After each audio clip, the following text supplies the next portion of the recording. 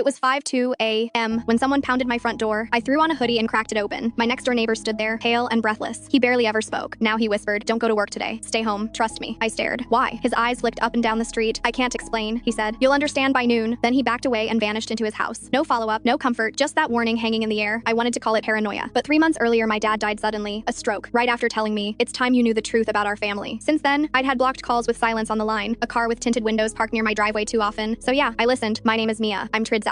I'm the never misses work financial analyst type. I texted my manager that I had an emergency. Then I stayed in my inherited house and waited. The whole morning felt like a held breath. At 11:47, an unknown number called. A calm voice said, "This is Officer Taylor. Are you aware of the incident at your workplace?" My throat went dry. "What incident?" "There was a violent attack," he said. "Several injured. We believe you were present." "I wasn't," I said. "I've been home." A pause. "Can anyone verify that?" I looked at my empty living room. "No, I live alone." His tone tightened. "Your car arrived at 8:02 a.m. Your badge was used. Personal items tied to you were recovered." My hands went cold. Someone didn't just steal my identity. Someone staged me. Like I was a prop they could move and blame. He said units were coming to my address. "Do not leave the premises." My stomach flipped hard. If I was being framed, police at my door wasn't help. It was a cage. I shut the blinds and locked everything. Then came a knock. Sharp, controlled. Not a "neighbor needs sugar" knock. "Mia," a voice said. "It's your neighbor. Open up now." I didn't move. "How did you know they'd call?" His answer came through the wood, steady and ugly. "Because they're not coming to protect you. They're coming to take you." I opened the door a crack. He slid inside and shut it behind him. "Minute," he said, "before they turn this place into evidence." "Why me?" He held my gaze. "Your dad asked me to watch you." I actually laughed once. It sounded wrong. "My dad was an accountant," I said. "That was the cover," he replied. He shoved a black envelope into my hands. My dad's handwriting hit like a slap. "If you're reading this, they've moved on you. You're in danger because of who you are. Trust the man next door. Do not surrender. If they take you in, you will disappear." My neighbor kept talking like he'd rehearsed it. "Your dad found a classified biogenetics program," he said. "They weren't trying to cure anyone. They were building assets." "Assets?" I echoed. "People," he said. "People who survive what others can't." Then quietly, "Your dad didn't die naturally." Sirens wailed somewhere distant. He lifted a red emblem keycard. "This opens your dad's vault," he said. "Files, names, proof. And if we don't go," his eyes went flat, "then you confess to something you didn't do." We ran. Unmarked black cars rolled onto my street like a funeral procession. No lights, no sirens, just men stepping out, scanning. My neighbor shoved me into his SUV and punched the gas. He drove us into the woods to a buried concrete door. Inside was steel and cold air. A vault waited with my family crest stamped on it. Not a crest, a label. He pointed to the scanner. "Your DNA." I pressed my palm down. Light crawled under my skin. The lock clicked. The door turned. My dad's journal sat inside, open to a letter. "You were never created. You were born. They studied you because they fear you. You are not property. You are the future." One page after that was the choice. Two buttons glowed under thick glass, waiting. One meant surrendering myself to their hands. One meant exposing them to the entire world. I lifted the glass cover with both hands. Then I pressed the exposure button, hard and deliberate. The screen flashed once, bright enough to sting. A countdown started, slow and merciless. Files began dumping in waves across the terminal. Names, payments, orders, every secret my dad buried. His truth spilled into the world, loud and permanent. Then the alarm screamed. Red lights snapped on. Metal shutters slammed. Helicopters thundered overhead. My neighbor grabbed my arm. "Move, now!" We ran through the tunnel. Searchlights cut the trees. My lungs burned. My hands stayed steady. I wasn't running from them. I was running with the truth, and they were going to choke on it.